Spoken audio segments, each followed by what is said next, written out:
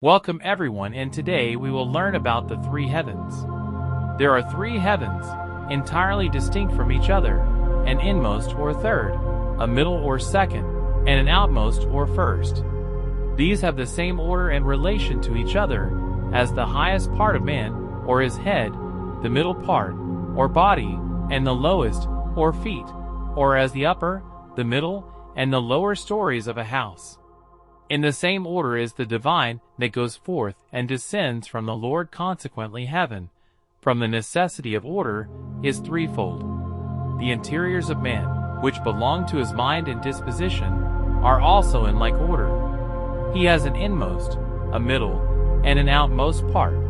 For when man was created, all things of divine order were brought together in him, so that he became divine order in form, and consequently a heaven in miniature. For this reason, man, as regards his interiors, has communication with the heavens, and comes after death among the angels, either among those of the inmost, or of the middle, or of the outmost heaven, in accordance with his reception of divine good and truth from the Lord during his life in the world. The divine that flows in from the Lord and is received in the third or inmost heaven is called celestial, and in consequence the angels there are called celestial angels. The divine that flows in from the Lord and is received in the second or middle heaven is called spiritual, and in consequence the angels there are called spiritual angels. While the divine that flows in from the Lord and is received in the outmost or first heaven is called natural. But as the natural of that heaven, unlike the natural of the world, has the spiritual and the celestial within it, that heaven is called the spiritual and the celestial natural. And in consequence, the angels there are called spiritual natural and celestial natural. Those who receive influx from the middle or second heaven, which is the spiritual heaven, are called spiritual natural, and those who receive influx from the third or inmost heaven, which is the celestial heaven, are called celestial natural. The spiritual natural angels and the celestial natural angels are distinct from each other. Nevertheless, they constitute one heaven, because they are in the same degree. In each heaven there is an internal and an external. Those in the internal are called internal angels, while those in the external are called external angels. The internal and the external in the heavens, or in each heaven, hold the same relation as the voluntary and intellectual in man, the internal corresponding to the voluntary, and the external to the intellectual. Everything voluntary has its intellectual. One cannot exist without the other.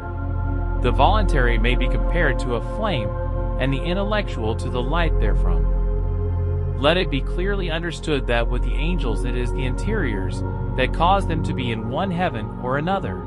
For as their interiors are more open to the Lord, they are in a more interior heaven. There are 3 degrees of interiors in each angel and spirit, as well as in man. Those in whom the third degree is opened are in the inmost heaven. Those in whom the second degree is opened, or only the first, are in the middle or in the outmost heaven. The interiors are opened by reception of divine good and divine truth. Those who are affected by divine truths and admit them at once into the life, thus into their wills and into action therefrom, are in the inmost or third heaven, and have their place there in accordance with the reception of good from affection for truth. Those who do not admit truths at once into the will, but into the memory, and thence into the understanding, and from the understanding will and do them, are in the middle or second heaven. Those who live morally, and who believe in a divine, and who care very little about being taught, are in the outmost or first heaven. From this it is clear that the states of the interiors are what make heaven, and that heaven is within one, and not outside of him, as the Lord teaches when he says, "The kingdom of God cometh not with observation, neither shall they say, Lo here, or Lo there, for behold, the kingdom of God ye have within you." Furthermore, all perfection increases towards interiors and decreases towards exteriors, since interiors are nearer to the divine, and are in themselves purer, while exteriors are more remote from the divine, and are in themselves grosser. Intelligence, wisdom, love, everything good, and the resulting happiness are what constitute angelic perfection, but not happiness apart from these, for such happiness is external and not internal.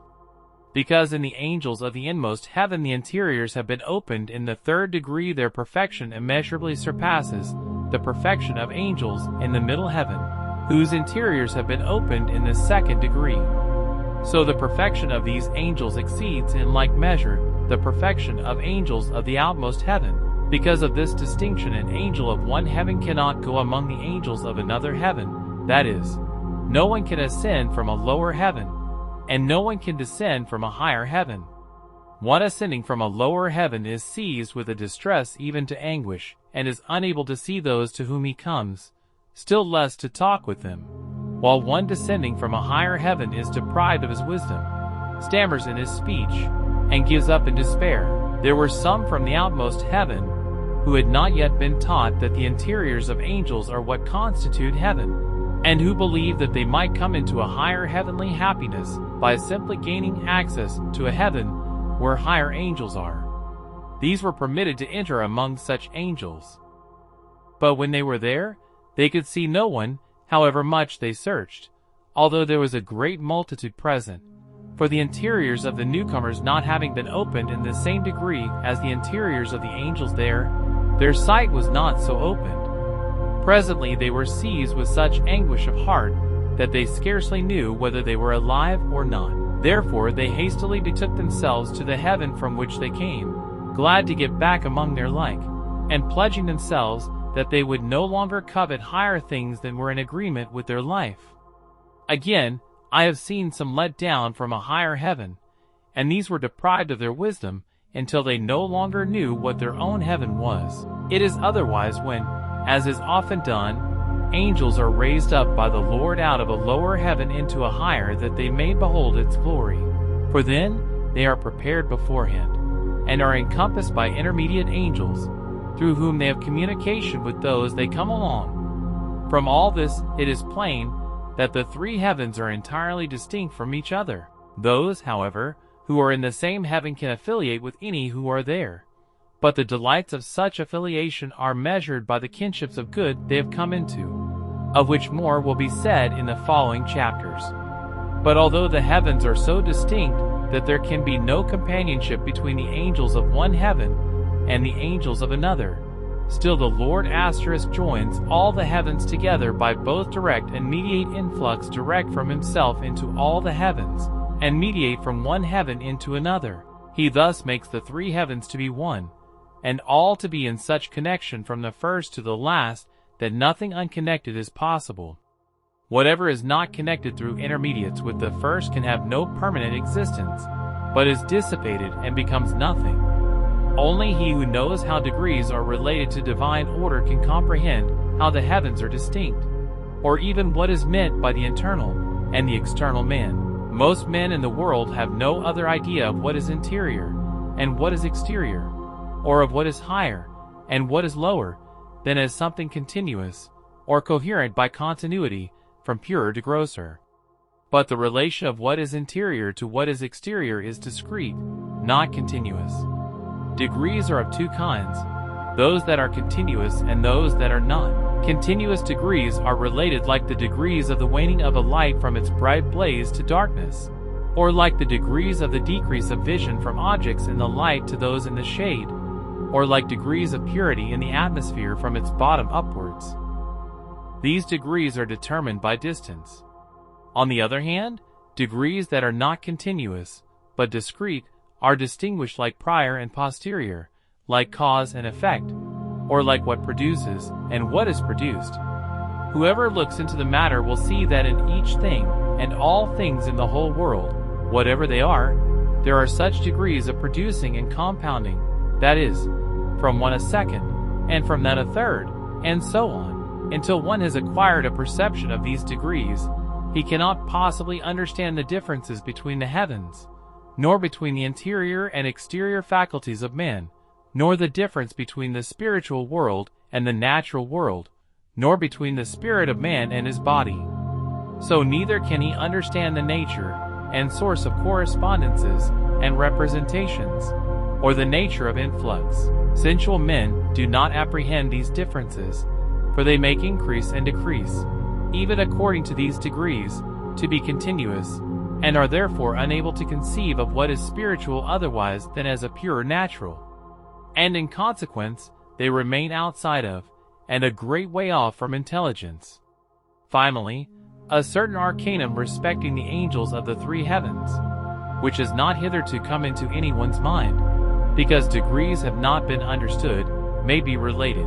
In every angel and in every man there is an inmost or highest degree, or an inmost or highest something, into which the divine of the Lord first or most directly flows, and from which it disposes the other interiors in him that succeed in accordance with the degrees of order. This inmost or highest degree may be called the entrance of the Lord to the angel or man, and his various dwelling place in him. It is by virtue of this inmost or highest that a man is a man, and is distinguished from the animals, which do not have it.